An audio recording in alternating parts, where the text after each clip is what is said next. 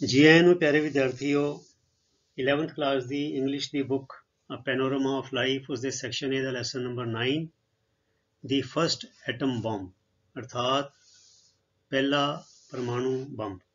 ਇਸ ਲੈਸਨ ਦੇ question answers part A ਜਿਹਦੇ ਵਿੱਚ 11 ਸ਼ਾਰਟ ਆਨਸਰ ਟਾਈਪ ਕੁਐਸਚਨਸ ਨੇ ਉਹ ਕਰਨ ਜਾ ਰਹੇ ਹਾਂ। ਸੋ ਤੁਸੀਂ ਸਾਰੇ ਨੋਟਬੁੱਕ ਅਤੇ ਪੈਨ ਲੈ ਲਓ, ਆਨਸਰਸ ਨੂੰ ਨੋਟ ਡਾਊਨ ਕਰ ਲਓ, ਐਕਸਪਲੇਨੇਸ਼ਨ ਨੂੰ ਧਿਆਨ ਦੇ ਨਾਲ ਸੁਣੋ ਤੇ ਮਗਰੋਂ ਦੀ ਇਹਨਾਂ ਸਵਾਲਾਂ ਨੂੰ ਯਾਦ ਕਰਕੇ ਆਨਸਰਸ ਨੂੰ ਮੈਮੋਰਾਈਜ਼ ਕਰਕੇ ਬਿਨਾਂ ਦੇਖੇ ਆਪ ਲਿਖਣ ਦਾ ਅਭਿਆਸ ਜ਼ਰੂਰ ਕਰੋ। ਸੋ ਆਓ ਸ਼ੁਰੂ ਕਰੀਏ। ਸੋ ਹੈਡਿੰਗ ਹੈ answer the following questions in 10 to 15 words each. ਹਰ ਇੱਕ ਸਵਾਲ ਦੇ ਜਵਾਬ 10 ਤੋਂ 15 ਸ਼ਬਦਾਂ ਵਿੱਚ ਦਿਓ। ਸੋ ਪਹਿਲਾ ਕੁਐਸਚਨ ਹੈ ਵੇਅਰ ਵਰ ਦੀ ਫਸਟ ਟੂ ਐਟੋਮਿਕ ਬੋਮਬਸ ਡ੍ਰੌਪਡ, ਅਰਥਾਤ ਪਹਿਲੇ ਦੋ ਐਟਮ ਬੰਬ ਜਿਹੜੇ ਸੀ ਉਹ ਕਿੱਥੇ ਸੁੱਟੇ ਗਏ ਸੀ। ਸੋ ਆਨਸਰ ਹੈ the first two atomic bombs were dropped at the two Japanese towns, ਜਾਪਾਨੀ ਸ਼ਹਿਰ ਸੀਗੇ ਹਿਰੋਸ਼ੀਮਾ ਐਂਡ ਨਾਗਾਸਾਕੀ। ਪਹਿਲਾਂ ਹਿਰੋਸ਼ੀਮਾ ਤੇ ਸਿੱਟਿਆ ਗਿਆ ਸੀਗਾ ਤੇ ਫਿਰ ਨਾਗਾਸਾਕੀ ਤੇ ਸਿੱਟਿਆ ਗਿਆ ਸੀ। ਸੋ ਪਹਿਲੇ ਦੋ ਐਟੋਮਿਕ ਬੰਬ ਜਾਪਾਨੀ ਸ਼ਹਿਰਾਂ ਤੇ ਸੁੱਟੇ ਗਏ ਸੀ, Hiroshima and Nagasaki. Question number 2 what prophecy was broadcast by the American wireless regarding the effects of atomic bombardment. Prophecy ਹੁੰਦਾ ਬੱਚਿਓ ਭਵਿੱਖਬਾਣੀ, ਅਗਾਊਂ ਦੀ ਕੋਈ ਸੂਚਨਾ, ਠੀਕ ਹੈ। ਵੀ ਪਹਿਲੇ ਬੰਦਾ ਕੋਈ ਕਵੇ ਕਿ ਇਹ ਇਸ ਤਰ੍ਹਾਂ ਹੋਏਗਾ। ਇਹ ਮੈਂ ਤੁਹਾਡੀ ਜਾਣਕਾਰੀ ਲਈ ਲਿਖ ਦਿੱਤਾ ਕਿਉਂਕਿ ਸਵਾਲ ਦੇ ਵਿੱਚ ਮੈਂ ਵਰਬ ਵਰਤੀ ਹੈ ਜਾਂ ਸੌਰੀ ਜਵਾਬ ਦੇ ਵਿੱਚ, ਤੇ ਕੁਐਸਚਨ ਵਿੱਚ ਨਾਉਨ ਹੈਗਾ। ਦੇਖੋ ਪ੍ਰੋਫੇਸੀ ਇੱਥੇ ਹੈਗਾ ਸੀ ਤੇ ਇਹ ਹੈਗਾ ਨਾਉਨ, ਇਹਦਾ ਮਤਲਬ ਹੈ ਭਵਿੱਖਬਾਣੀ। ਤੇ ਜੇ ਐਸ ਹੋ ਜਾਏ ਤੇ ਫਿਰ ਬਣ ਜਾਂਦਾ ਵਰਬ, ਫਿਰ ਹੋ ਜਾਂਦਾ ਭਵਿੱਖਬਾਣੀ ਕਰਨਾ ਜਾਂ ਭਵਿੱਖ ਬਾਰੇ ਦੱਸਣਾ। ਇਹ ਭਵਿੱਖਬਾਣੀ ਉਹ ਜੋਤਸ਼ੀਆਂ ਟਾਈਪ ਵਾਲੀ ਨਹੀਂ ਹੁੰਦੀ, ਮਤਲਬ ਕਿ ਆਮ ਤੌਰ ਤੇ ਕੋਈ ਬੰਦਾ ਸਿਆਣਾ ਕੋਈ ਗੱਲ ਕਵੇ ਕਿ ਇਹ ਇਦਾਂ ਹੋਏਗਾ, ਠੀਕ ਹੈ। ਇਸੇ ਸ਼ਬਦ ਤੋਂ ਪ੍ਰੋਫਿਟ ਨਿਕਲਿਆ, ਜਿਹਨੂੰ ਅਸੀਂ ਕਹਿ ਦਿੰਦੇ ਹਾਂ ਵੀ ਕੋਈ ਬੰਦਾ ਅਵਤਾਰ ਹੋਵੇ ਜਾਂ ਕੋਈ ਬਹੁਤ ਮਹਾਂਪੁਰਸ਼ ਹੋਵੇ ਤੇ ਉਹ ਭਵਿੱਖ ਬਾਰੇ ਕੋਈ ਜਾਣਕਾਰੀ ਦਿੰਦਾ ਤੇ ਅਸੀਂ ਉਹਨੂੰ ਪ੍ਰੋਫਿਟ ਕਹਿ ਦਿੰਦੇ ਹਾਂ, ਠੀਕ ਹੈ ਨਾ। ਸੋ ਪ੍ਰੋਫੇਸੀ ਇਹ ਨਾਉਨ ਹੈਗਾ ਤੇ ਪ੍ਰੋਫੇਸੀ ਇਹ ਜਿੱਥੇ ਐਸ ਆ ਜਾਏ ਉੱਥੇ ਬਣ ਜਾਂਦਾ ਵਰਬ, ਠੀਕ ਹੈ। ਸੋ ਕਹਿੰਦੇ ਵਟ prophecy was broadcast by the American wireless, American wireless ਦੁਆਰਾ ਕਿਹੜੀ ਭਵਿੱਖਬਾਣੀ ਪ੍ਰਸਾਰਿਤ ਕੀਤੀ ਗਈ। ਵਾਜ਼ broadcast regarding the effects of atomic ਬੰਬਾਰਡਮੈਂਟ, ਅਰਥਾਤ ਪਰਮਾਣੂ ਗੋਲਾਬਾਰੀ ਜਿਹੜੀ ਹੋਈ ਸੀ ਉਹਦੇ ਅਸਰ ਜਿਹੜੇ ਸੀ ਉਹਦੇ ਬਾਰੇ ਕਿਹੜੀ ਭਵਿੱਖਬਾਣੀ ਕੀਤੀ ਗਈ ਸੀ। ਸੋ ਇਹਦਾ ਜਵਾਬ ਹੈ ਦੀ ਅਮਰੀਕਨ ਵਾਇਰਲੈਸ ਹੈਡ ਪ੍ਰੋਫੇਸੀਡ, ਅਰਥਾਤ ਅਮਰੀਕਨ ਵਾਇਰਲੈਸ ਨੇ ਇਹ ਭਵਿੱਖਬਾਣੀ ਕੀਤੀ ਸੀ, ਠੀਕ ਹੈ ਨਾ। ਸੋ ਪ੍ਰੋਫੇਸੀਡ ਮਤਲਬ ਭਵਿੱਖਬਾਣੀ ਕੀਤੀ ਸੀ ਤੇ ਇਹ ਪ੍ਰੋਫੇਸੀ ਹੈ ਕੱਲਾ ਨਾਉਨ, ਇਹ ਵਰਬ ਇਹ ਨਾਉਨ ਹੈਗਾ ਤੇ ਇਹ ਵਰਬ ਹੈਗਾ। ਇਸ ਗੱਲ ਨੂੰ ਚੰਗੀ ਤਰ੍ਹਾਂ ਸਮਝ ਲੈਣਾ, ਇਸੇ ਕਰਕੇ ਮੈਂ ਸਵਾਲ ਅਲੱਗ ਕੀਤਾ ਤੇ ਇਹਨੂੰ ਮੈਂ ਇੱਥੇ ਤੁਹਾਡੇ ਹਵਾਲੇ ਲਈ ਲਿਖ ਵੀ ਦਿੱਤਾ, ਸਮਝ ਜਾਓ ਤਾਂ ਕਿ ਚੰਗੀ ਤਰ੍ਹਾਂ, ਠੀਕ ਹੈ।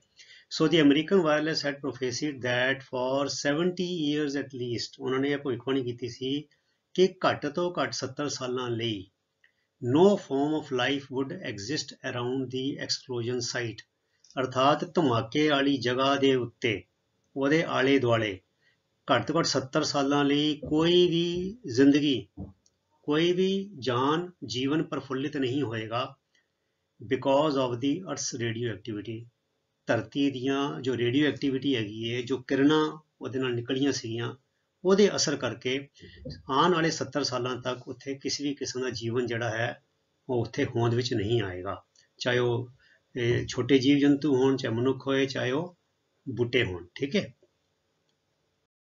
Question number 3 how was the Japanese policeman able to bring a copy of a telegram to the author, author ਨੇ ਰਾਈਟਰ ਜੋ ਇਸ ਲੇਖ ਦਾ ਲਿਖਾਰੀ ਹੈ, ਠੀਕ ਹੈ। ਕਹਿੰਦੇ ਇੱਕ ਜਾਪਾਨੀ ਜਿਹੜਾ ਪੁਲਿਸਮੈਨ ਸੀ ਉਹ ਇਸ ਗੱਲ ਤੇ ਸਮਰੱਥ ਕਿਵੇਂ ਰਿਹਾ ਕਿ ਉਹਨੇ ਇੱਕ ਟੈਲੀਗ੍ਰਾਮ ਦਾ ਤਾਰ ਦਾ ਉਤਾਰਾ ਉਹਦੇ ਕੋਲ ਲੈ ਕੇ ਚਲਾ ਗਿਆ ਆਥਰ ਕੋਲ regarding the effect of the atomic ਬੰਬਾਰਡਮੈਂਟ, ਅਰਥਾਤ ਪਰਮਾਣੂ ਗੋਲਾਬਾਰੀ ਦਾ ਜੋ ਅਸਰ ਹੈ ਉਹਦੇ ਬਾਰੇ ਜੋ ਤਾਰ ਸੀਗੀ ਉਹਦੀ ਕਾਪੀ ਜਾਪਾਨੀ ਪੁਲਿਸਮੈਨ ਲਿਖਾਰੀ ਦੇ ਕੋਲ ਕਿਵੇਂ ਲੈ ਕੇ ਗਿਆ, ਕਿਵੇਂ ਮੁਮਕਿਨ ਹੋਇਆ। ਸੋ ਇਹਦਾ ਜਵਾਬ ਹੈ the Japanese policeman could bring a copy of a telegram to the author regarding the effect of the atomic bombardment. ਹੁਣ ਦੇਖੋ ਬੱਚੋ ਤੁਸੀਂ ਇਹ ਇੰਨਾ ਜਵਾਬ ਦੇ ਕੇ ਘਬਰਾਣਾ ਨਹੀਂ ਹੈ, ਦੇਖੋ ਸਾਰਾ ਜਿਹੜਾ ਇੱਥੇ ਤੱਕ ਹੈ ਨਾ ਇੰਪਾਰਟਮੈਂਟ ਹੈ ਇੱਥੇ ਤੱਕ, ਇਹ ਸਾਰਾ ਕੁਐਸਚਨ ਚੋਂ ਹੀ ਲਿਆ ਗਿਆ। ਆ ਜੈਪਨੀਜ਼ ਆ ਜੈਪਨੀਜ਼ ਕਿਹਾ ਤੇ ਅਸੀਂ ਉਹਦੀ ਗੱਲ ਕੀਤੀ ਦੀ ਜੈਪਨੀਜ਼, ਉਹ ਵਾਲਾ ਜੈਪਨੀਜ਼ ਜਿਹੜੇ ਉਹ ਵਾਲਾ ਜੈਪਨੀਜ਼ ਪੁਲਿਸਮੈਨ ਜਿਹਦੇ ਬਾਰੇ ਗੱਲ ਹੋ ਰਹੀ, ਇਸ ਕਰਕੇ ਅਸੀਂ ਕਿਹਾ ਦੀ ਜੈਪਨੀਜ਼ ਪੁਲਿਸਮੈਨ ਕੁਡ ਬ੍ਰਿੰਗ। ਮੈਂ ਏਬਲ ਟੂ ਬ੍ਰਿੰਗ ਕਰਕੇ ਕੁਡ ਬ੍ਰਿੰਗ ਕਰਤਾ, ਛੋਟਾ ਕਰਤਾ ਉਹਨੂੰ, ਠੀਕ ਹੈ, ਨਹੀਂ ਤਾਂ ਇਹ ਬਣਨਾ ਸੀ the Japanese policeman was able to bring. So was able to bring ਦੀ ਜਗ੍ਹਾ ਮੈਂ ਲਿਖ ਦੇਤਾ could bring a copy of a telegram to the author regarding the effect of the atomic bombardment. ਇਹ ਤੇ ਸਵਾਲ ਵਿੱਚੋਂ ਇੱਥੇ ਤੱਕ ਆ ਗਿਆ। ਹੁਣ ਇੱਥੋਂ ਦੀ ਜਵਾਬ ਸ਼ੁਰੂ ਹੋਏਗਾ। Because the Japanese government had not yet issued the censorship visa for Torizaka where the author was। ਅਰਥਾਤ ਜਿਹੜਾ author ਸੀਗਾ ਉਹ ਜਾਪਾਨ ਦੀ ਕੋਈ ਜਗ੍ਹਾ ਹੈ ਤੋਰੀਜ਼ਾਕਾ, ਉੱਥੇ ਠਹਿਰਿਆ ਹੋਇਆ ਸੀਗਾ ਵਿਲਾ ਦੇ ਵਿੱਚ, ਤੇ ਉੱਥੇ ਲੈ ਕੇ ਗਿਆ ਸੀਗਾ, ਤੇ ਜਾਪਾਨੀਜ਼ ਗਵਰਨਮੈਂਟ ਨੇ ਉੱਥੇ ਹਾਲੇ ਤੱਕ ਸੈਂਸਰਸ਼ਿਪ ਵੀਜ਼ਾ ਜਿਹੜਾ ਸੀਗਾ ਉਹ ਹਾਲੇ ਜਾਰੀ ਨਹੀਂ ਕੀਤਾ ਸੀ, ਤੇ ਇਸ ਕਰਕੇ ਕੋਈ ਉੱਥੇ ਰੋਕ ਟੋਕ ਨਹੀਂ ਸੀ ਕਿਸੇ ਕਿਸਮ ਦੇ ਜਿਹੜੀਆਂ ਖਬਰਾਂ ਦੇ ਬਾਰੇ। ਤੇ ਇਸ ਕਰਕੇ ਉਹ ਸੈਂਸਰਸ਼ਿਪ ਵੀਜ਼ਾ ਉੱਥੇ ਕਿਉਂਕਿ ਇਸ਼ੂ ਨਹੀਂ ਕੀਤਾ ਹੋਇਆ ਸੀ, ਤੇ ਇਸ ਕਰਕੇ ਉਹ ਬੜੇ ਆਰਾਮ ਦੇ ਨਾਲ ਬਿਨਾਂ ਨਿਰਵਿਘਨ ਬਿਨਾਂ ਕਿਸੇ ਮੁਸ਼ਕਿਲ ਤੇ ਪੁਲਿਸਮੈਨ ਤਾਰ ਦੀ ਕਾਪੀ ਉੱਥੇ ਲੈ ਕੇ ਜਾ ਪਾਇਆ। ਠੀਕ ਹੈ। Question number 4, wear did the author take the Telegram.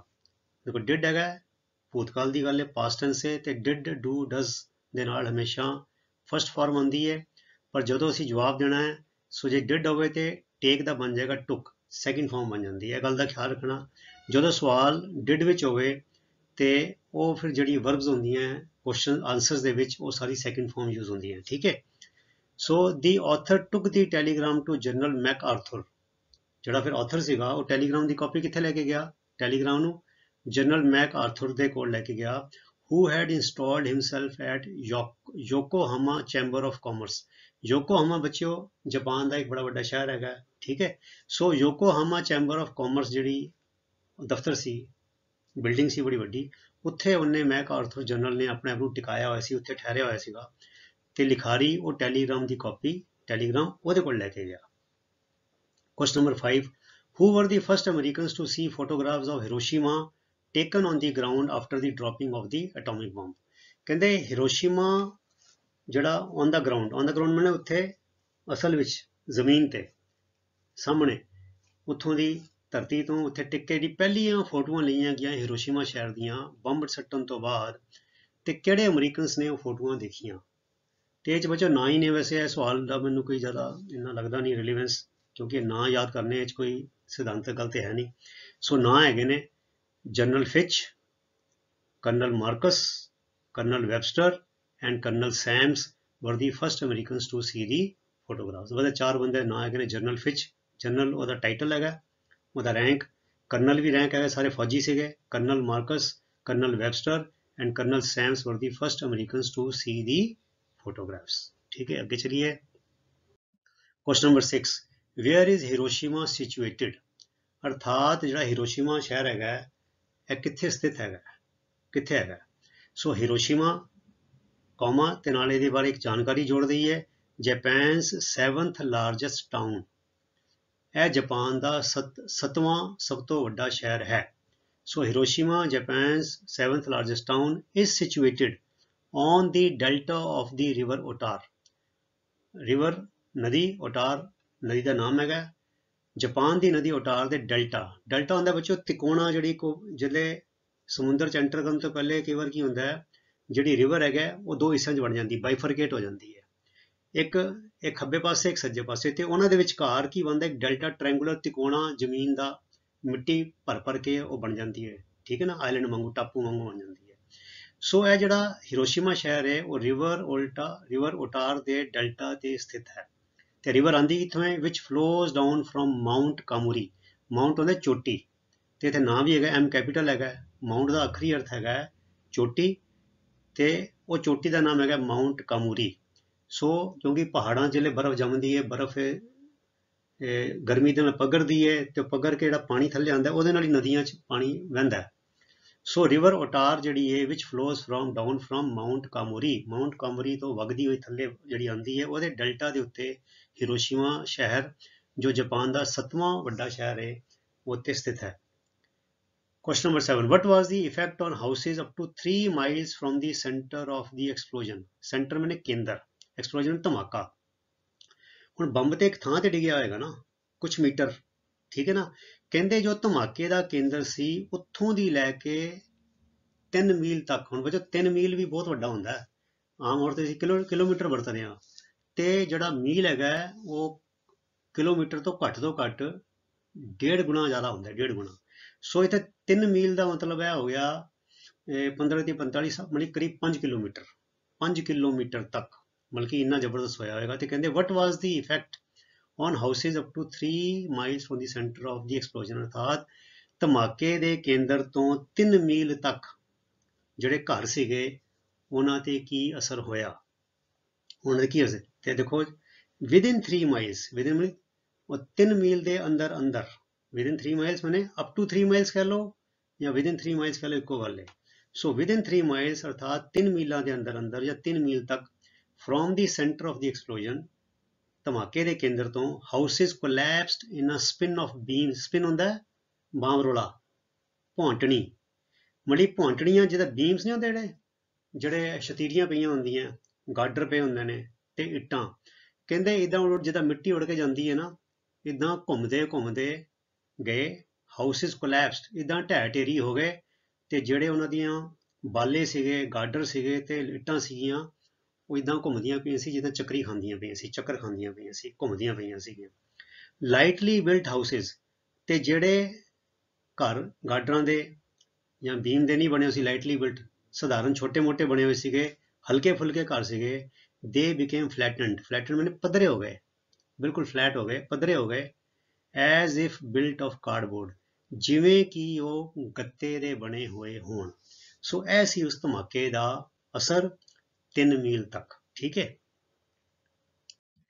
Question number 8. Why did a fine rain begin to fall half an hour after the explosion? ਕਹਿੰਦੇ ਧਮਾਕੇ ਦੇ ਅੱਧੇ ਘੰਟੇ ਮਗਰੋਂ ਫੁਹਾਰ, ਫਾਈਨ ਰੇਨ ਹੁੰਦੀ ਫੁਹਾਰ, ਬਰੀਕ ਬਰੀਕ ਕਣੀਆਂ ਪੈਣੀਆਂ ਕਿਉਂ ਸ਼ੁਰੂ ਹੋ ਗਈਆਂ। ਹੁਣ ਦੇਖੋ ਇੱਥੇ ਬੱਚੋ ਡਿਡ ਹੈਗਾ, ਤੇ ਡਿਡ ਦੇ ਨਾਲ ਵਰਬ ਹੈਗੀ ਹੈ ਬਿਗਨ, ਫਸਟ ਫਾਰਮ ਹੈਗੀ ਬਿਗਨ, ਤੇ ਇਹਦੀ ਸੈਕਿੰਡ ਫਾਰਮ ਹੈਗੀ ਬਿਗਨ, ਏ, ਠੀਕ ਹੈ ਨਾ। ਸੋ ਡਿਡ ਇੱਥੇ ਸੀਗਾ, ਡਿਡ ਡੂ ਡਸ ਡਿਡ ਦੇ ਨਾਲ ਫਸਟ ਫਾਰਮ ਆਏਗੀ, ਤੇ ਜਦੋਂ ਜਵਾਬ ਦੇਣਾ ਡਿਡ ਕਰਕੇ ਵਰਬ ਦੀ ਫਾਰਮ ਹੋ ਜਾਏਗੀ ਸੈਕਿੰਡ ਫਾਰਮ, ਤੇ ਬਿਗਨ ਦੀ ਸੈਕਿੰਡ ਫਾਰਮ ਹੁੰਦੀ ਬਿਗਨ। ਇਹ ਸਾਰੀਆਂ ਗੱਲਾਂ ਬੱਚੋ ਤੁਹਾਨੂੰ ਪਤਾ ਹੋਣੀਆਂ ਚਾਹੀਦੀਆਂ ਹਰ ਵੇਲੇ, ਠੀਕ ਹੈ।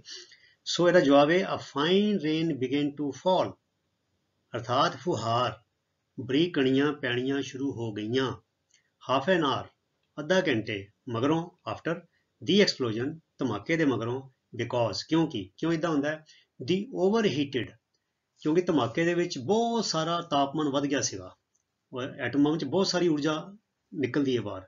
ਓਵਰ ਹੀਟਡ ਮੈਨੇ ਇੱਕ ਤੇ ਹੁੰਦਾ ਹੀਟਡ, ਇੱਕ ਹੁੰਦਾ ਓਵਰ ਹੀਟਡ, ਬਹੁਤ ਜ਼ਿਆਦਾ ਗਰਮ, ਹੱਦੋਂ ਵਾਰੀ ਗਰਮ ਹੋ ਗਈ ਹਵਾ।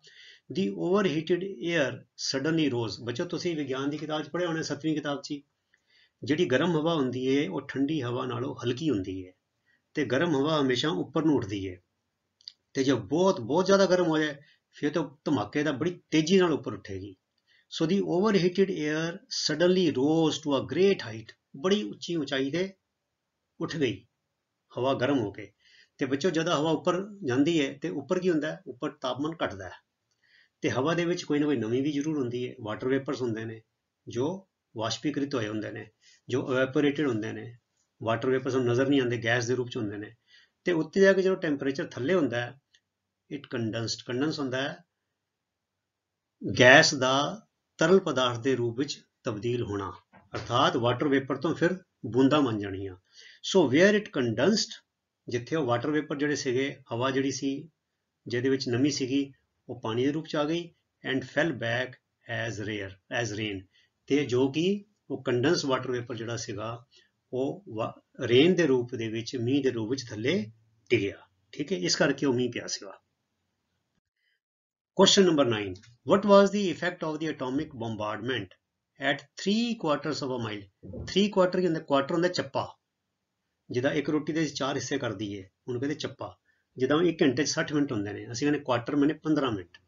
ਸੋ ਕੁਆਟਰ ਦਾ ਮਤਲਬ ਹੁੰਦਾ 1/4, ਤੇ 3/4 ਦਾ ਮਤਲਬ ਹੋ ਗਿਆ 3/4, ਤੇ 1 ਮੀਲ 3/4 of a ਮੀਲ ਦਾ ਮਤਲਬ ਹੋ ਗਿਆ 1 ਮੀਲ ਦੇ 3/4, ਠੀਕ ਹੈ, ਮਤਲਬ ਕਿ 1 ਮੀਲ ਤੋਂ ਉਹਦਾ ਚੌਥਾ ਹਿੱਸਾ ਕੱਢ ਦਵੋ ਤੇ 3/4, ਠੀਕ ਹੈ ਨਾ।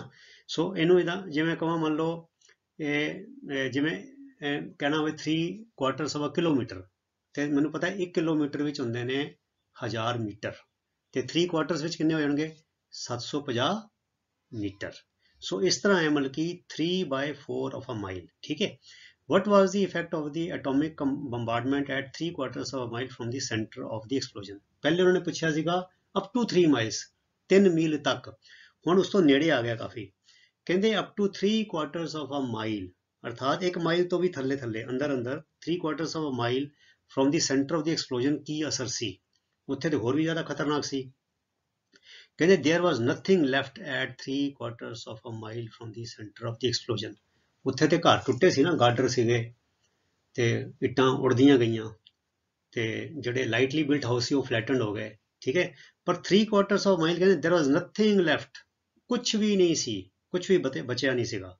There was nothing left at 3/4 of a mile from the center of the explosion, everything had disappeared, ਜਿਵੇਂ ਕਿ ਹਰ ਚੀਜ਼ ਇੱਕੋਦਮ ਅਲੋਪ ਹੋ ਗਈ ਹੋਵੇ, ਇੱਥੇ ਕੁਝ ਸੀਗਾ ਹੀ ਨਹੀਂ, ਬਿਲਕੁਲ ਫਲੈਟ ਹੋ ਗਈ ਧਰਤੀ, ਕੁਝ ਵੀ ਨਹੀਂ ਸੀ। everything had disappeared, it was a stony waste, stony waste ਮਨੇ ਇਹ ਇੱਕ ਪਥਰੀਲੀ ਬਰਬਾਦੀ ਸੀ, ਪਥਰੀਲਾ ਮਤਲਬ ਕਿ ਕਹਿ ਲਓ ਕਿ ਉਜਾੜ ਸੀ, ਪਥਰੀਲਾ ਜਿਹੜਾ ਸੀਗਾ ਇੱਕ ਕੂੜਾ ਕਰਕਟ ਸੀ, ਸਿਰਫ ਪੱਥਰ ਬਚ ਗਏ ਸੀਗੇ। It was a stony waste littered with means ਖਿਲਰੀ ਹੋਈ, ਵਿਦ ਡੈਬਰੀ ਮੈਨੇ ਮਲਵਾ, ਐਂਡ ਟਵਿਸਟਡ ਗਡਰਸ, ਟਵਿਸਟਡ ਹੁੰਦੇ ਮੁੜੇ ਤੁੜੇ, ਜਿਹੜੇ ਗਾਡਰ ਵੀ ਸੀਗੇ ਨਾ ਉਹ ਇੱਦਾਂ ਮੁੜ ਗਏ ਸੀ ਜਿਵੇਂ ਕਾਗਜ਼ ਲੈ ਕੇ ਅਸੀਂ ਜਾਂ ਅਖਬਾਰ ਦਾ ਕਾਗਜ਼ ਲੈ ਕੇ ਹੱਥ ਵਿੱਚ ਫੇਂਕ ਕੇ ਅਸੀਂ ਸੱਟ ਦਈਏ, ਮੇ ਟਵਿਸਟਡ ਮੁੜੇ ਤੁੜੇ ਗਾਡਰ ਤੇ ਮਲਵੇ ਦੇ ਨਾਲ ਖਿਲਰਿਆ ਹੋਇਆ ਪਥਰੀਲਾ ਇੱਕ ਉਜਾੜ ਸੀ।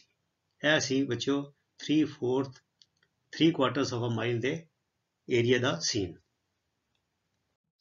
ਫਿਰ ਆ ਗਿਆ question number 10, who was Brigadier General Baker? What did he inform the author? ਅਰਥਾਤ ਬ੍ਰਿਗੇਡੀਅਰ ਜਨਰਲ ਬੇਕਰ ਕੌਣ ਸੀਗਾ ਤੇ ਉਹਨੇ ਆਥਰ ਨੂੰ ਕੀ ਜਾਣਕਾਰੀ ਦਿੱਤੀ, ਲਿਖਾਰੀ ਨੂੰ, ਇਸ ਲੇਖ ਦਾ ਜੋ ਲਿਖਾਰੀ ਹੈ ਉਹਨੂੰ ਕੀ ਜਾਣਕਾਰੀ ਦਿੱਤੀ। So brigadier general Baker was one of the American officers in charge of foreign relations, ਅਰਥਾਤ ਜਿਹੜੇ ਵਿਦੇਸ਼ੀ ਸੰਬੰਧ ਹੁੰਦੇ ਨੇ ਦੂਜੇ ਦੇਸ਼ਾਂ ਦੇ ਨਾਲ, ਉਹਨਾਂ ਦਾ ਉਹਨਾਂ ਦੇ ਜਿਹੜੇ ਅਫਸਰ ਹੁੰਦੇ ਨੇ ਉਹਨਾਂ ਚੋਂ ਇੱਕ ਅਫਸਰ ਸੀ ਜਿਨ੍ਹਾਂ ਦੀ ਜ਼ਿੰਮੇਵਾਰੀ ਵਿਦੇਸ਼ਾਂ ਦੇ ਨਾਲ ਆਪਣੇ ਸੰਬੰਧ ਜਿਹੜੇ ਕਾਇਮ ਰੱਖਣੇ ਹੁੰਦੇ ਨੇ ਜਾਂ ਉਹਨੂੰ ਦੇਖਣਾ ਹੁੰਦਾ, ਉਹਦਾ ਇੰਚਾਰਜ ਸੀਗਾ। So he was one of the American officers in charge of foreign relations.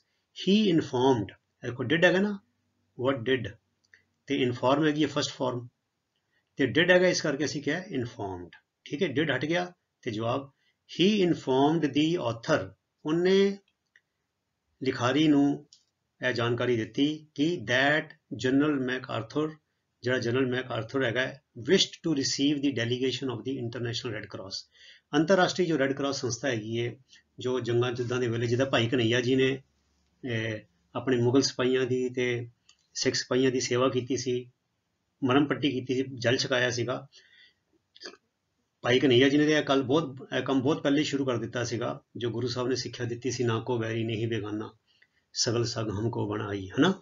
So international red cross ਤੇ ਬਹੁਤ ਮਗਰੋਂ ਦੀ ਆਈ ਹੈ, ਤੇ ਉਹਨਾਂ ਨੇ ਕਿਹਾ ਵੀ ਜਨਰਲ ਮੈਕਆਰਥਰ ਨੇ ਕਿਹਾ ਵੀ ਮੈਂ ਜਿਹੜੀ ਇੰਟਰਨੈਸ਼ਨਲ ਰੈੱਡ ਕਰਾਸ ਦਾ ਡੈਲੀਗੇਸ਼ਨ ਹੈ ਉਹਨੂੰ ਮੈਂ ਰਿਸੀਵ ਕਰਨਾ, ਉਹਨੂੰ ਜੀ ਆਇਆਂ ਕਹਿਣਾ ਪਸੰਦ ਕਰਾਂਗਾ, ਮੈਂ ਚਾਹੁੰਦਾ ਕਿ ਉਹ ਇੱਥੇ ਆਵੇ ਤੇ ਜਿਹੜੇ ਲੋਕ ਫੱਟੜ ਹੋਏ ਨੇ ਉਹਨਾਂ ਦਾ ਮਦਦ ਵਗੈਰਾ ਕਰੇ। ਆਖਰੀ ਕੁਐਸਚਨ ਆ ਗਿਆ ਬੱਚੋ, question number 11, what was the opinion of general MacArthur about war. Opinion ਹੁੰਦਾ ਵਿਚਾਰ, of general MacArthur about war, ਅਰਥਾਤ ਜਨਰਲ ਮੈਕਆਰਥਰ ਦਾ ਜੰਗ ਬਾਰੇ ਕੀ ਵਿਚਾਰ ਸੀ। ਹਾਲਾਂਕਿ ਮੈਕਆਰਥਰ ਜਿਹੜਾ ਸੀ ਉਹ ਮੇਨ ਇੰਚਾਰਜ ਸੀਗਾ, ਉਹ ਜੇਤੂ ਸੀਗਾ। ਹਿਰੋਸ਼ੀਮਾ ਤੇ ਨਾਗਾਸਾਕੀ ਤੇ ਬੰਬ ਸੁੱਟਣ ਦੇ ਮਗਰੋਂ ਜਾਪਾਨ ਦੀ ਹਾਰ ਹੋਈ ਤੇ ਜਾਪਾਨ ਨੇ ਹਥਿਆਰ ਸੁੱਟ ਦਿੱਤੇ, ਨਹੀਂ ਤੇ ਜਾਪਾਨ ਅੱਗੇ ਵੱਧਦਾ ਜਾ ਰਿਹਾ ਸੀਗਾ, ਠੀਕ ਹੈ ਨਾ। ਪਰ ਇਹ 'ਚ ਲੋਕੀ ਬੜੇ ਨਿਰਦੋਸ਼ ਲੋਕ ਹਜ਼ਾਰਾਂ ਦੀ ਗਿਣਤੀ 'ਚ ਮਾਰੇ ਗਏ, ਤਬਾਹ ਹੋਏ, ਬੜੀ ਤਬਾਹੀ ਜ਼ਬਰਦਸਤ ਹੋਈ, ਜਿਹਦਾ ਅਸਰ ਅੱਜ ਵੀ ਦੇਖਣ ਨੂੰ ਮਿਲਦਾ ਹੈਗਾ। ਸੋ ਕਹਿੰਦੇ ਜਨਰਲ ਮੈਕਆਰਥਰ ਦਾ ਜੰਗ ਦੇ ਬਾਰੇ ਕੀ ਵਿਚਾਰ ਸੀ। ਸੋ ਅਸੀਂ ਲਿਖਿਆ ਜਨਰਲ ਮੈਕਆਰਥਰ ਥਾਟ, ਅਰਥਾਤ ਜਨਰਲ ਮੈਕਆਰਥਰ ਥਾਟ ਮੈਨੇ ਸੋਚਿਆ, ਉਹ ਸੋਚਦਾ ਸੀ, ਉਹਨੇ ਵਿਚਾਰ ਕੀਤਾ ਜਦੋਂ ਇਹਨੇ ਤਬਾਹੀ ਦੇਖੀ, ਫੋਟੋਆਂ ਦੇਖੀਆਂ ਤੇ ਉਹ ਟੈਲੀਗ੍ਰਾਮ ਦੇਖੀ। So general MacArthur thought that war was not a solution to man's problems. ਇੱਦਾਂ ਬੰਦੇ ਨੂੰ ਅਕਲ ਆਉਂਦੀ ਹੈ। ਕਹਿੰਦਾ ਜਿਹੜਾ ਜੰਗ ਹੈਗਾ ਉਹ ਬੰਦਿਆਂ ਦੀਆਂ ਸਮੱਸਿਆਵਾਂ ਦਾ ਹੱਲ ਨਹੀਂ ਹੈ। ਜੰਗ ਵਿੱਚ ਕੋਈ ਜਿੱਤਦਾ ਨਹੀਂ ਹੈਗਾ। Force on its own is nothing. Force ਮੈਨੇ ਤਾਕਤ। ਜਿਹੜੇ ਬੰਦੇ ਕੋਲ ਤਾਕਤ ਆ ਜਾਂਦੀ ਹੈ ਉਹ ਫਿਰ ਆਪੁਦਰਾ ਵੀ ਹੋ ਜਾਂਦਾ ਹੈ, ਉਹ 'ਚ ਹੰਕਾਰ ਵੀ ਆ ਜਾਂਦਾ ਹੈ, ਪਰ ਉਹੀ ਬੰਦਾ ਫਿਰ ਇੱਕ ਦਿਨ ਖਤਮ ਵੀ ਹੋ ਜਾਂਦਾ ਹੈ। ਗੁਰਬਾਣੀ ਚ ਆਂਦਾ ਨਾ, ਜੈ ਰਾਵਣ ਕਰਦੀ 1 ਲੱਖ ਪੂਤ 1.25 ਲੱਖ ਨਾਤੀ ਤੈ ਰਾਵਣ ਕਰ ਦੀਆ ਨਾ ਬਾਤੀ। ਰਾਵਣ ਜਿਹਦੇ 1 ਲੱਖ ਪਤਨੀ ਕਿੰਨਾ ਉਹਦਾ ਟੱਬਰ ਸੀ, ਉਹਦਾ ਕੁਟੁੰਬ ਸੀ, ਤੇ ਪਤਾ ਨਹੀਂ ਕਿੰਨਾ ਰਾਜ ਸੀ, ਅੱਜ ਉਹਦੇ ਘਰ ਕੋਈ ਦੀਵਾ ਬਾਤੀ ਕੋਈ ਉਹਦਾ ਨਾਮੋ ਨਿਸ਼ਾਨ ਵੀ ਨਹੀਂ ਹੈਗਾ। So force on its own is nothing. ਆਪਣੇ ਆਪ ਵਿੱਚ ਜਿਹੜੀ ਤਾਕਤ ਹੈ, ਆਪਣੇ ਆਪ ਵਿੱਚ ਇਹ ਕੁਛ ਨਹੀਂ ਹੈ, ਸਿਫਰ ਹੈ। ਅਕਾਲ ਪੁਰਖ ਪਰਮਾਤਮਾ ਦੇ ਅਟਲ ਬਹੁਤ ਵੱਡੇ ਤਾਕਤਵਰ ਹੁਕਮ ਦੇ ਅੱਗੇ ਕੁਛ ਵੀ ਨਹੀਂ ਹੈਗਾ। ਇਹ ਰਾਜੇ ਮਹਾਰਾਜੇ, ਪ੍ਰਾਈਮ ਮਿਨਿਸਟਰ, ਪ੍ਰੈਜ਼ੀਡੈਂਟ, ਸਾਰੇ ਇਹ ਕੀੜਿਆਂ ਮਕੌੜਿਆਂ ਦੀ ਤਰ੍ਹਾਂ ਨੇ, ਹੋਰ ਕੁਛ ਨਹੀਂ ਹੈਗਾ। Force on its own is nothing and never has the last word. ਹੁਣ ਦੇਖੋ ਬੱਚੇ, ਇਹ ਮੁਹਾਵਰਾ ਹੈ, to have the last word. To have the last word ਦਾ ਮਤਲਬ ਹੁੰਦਾ ਹੈ ਕਿਸੇ ਆਰਗੂਮੈਂਟ ਵਿੱਚ, ਕਿਸੇ ਫੈਸਲੇ ਵਿੱਚ ਜੇਤੂ ਹੋਣਾ ਜਾਂ ਫੈਸਲਾਕੁਨ ਹੋਣਾ, ਵੀ ਹੁਣ ਮੇਰੀ ਗੱਲ ਹੀ ਮੰਨੀ ਜਾਏਗੀ।